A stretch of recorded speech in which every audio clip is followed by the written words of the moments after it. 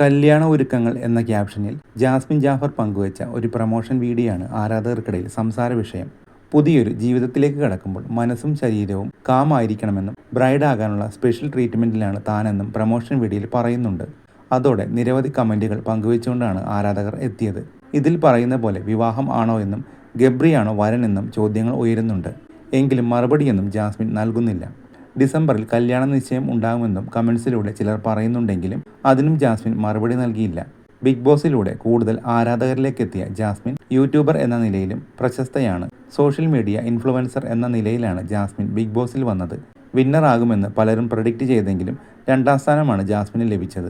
ഗബ്രിയുമായുള്ള വിഷയങ്ങളുടെ പേരിൽ ട്രോളുകളും സൈബർ അറ്റാക്കും നേരിട്ട ജാസ്മിൻ ഇപ്പോഴും ഗബ്രിയുമായി അടുത്ത ബന്ധമാണ് കാത്തുസൂക്ഷിക്കുന്നത്. ബിഗ് ബോസിൽ താമസിച്ചിരുന്ന സമയത്ത് ജാസ്മിൻ്റെ വ്യക്തിജീവിതവും ശ്രദ്ധ പിടിച്ചുപറ്റിയിരുന്നു. അഫ്സൽ അമീറുമായുള്ള വിവാഹ നിശ്ചയം കഴിഞ്ഞാണ് ജാസ്മിൻ ഷോയിൽ പ്രവേശിച്ചത്. എന്നാൽ സഹമത്സരാർത്ഥി ഗബ്രി ജോസുമായുള്ള അവരുടെ അടുപ്പം കിംവദന്തികൾക്കും ഊഹാപോഹങ്ങൾക്കും വഴിവെച്ചു.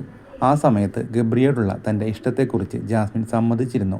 റിയാലിറ്റി ഷോയ്ക്കപ്പുറം ഒരു ഡിജിറ്റൽ ക്രിയേറ്റർ എന്ന നിലയിൽ ജാസ്മിൻ ഒരു മികച്ച കരിയർ കെട്ടിപ്പടുത്തിയിട്ടുണ്ട്. ലൈഫ് സ്റ്റൈൽ, സൗന്ദര്യം, ഫാഷൻ, വ്ലോഗ് എന്നിവയിലൂടെ അറിയപ്പെടുന്ന ക്രിയേറ്ററായി കോവിഡ്-19 ലോക്ക്ഡൗൺ കാലത്താണ് ആദ്യമായി ജാസ്മിൻ ഫെയിം ആകുന്നത്.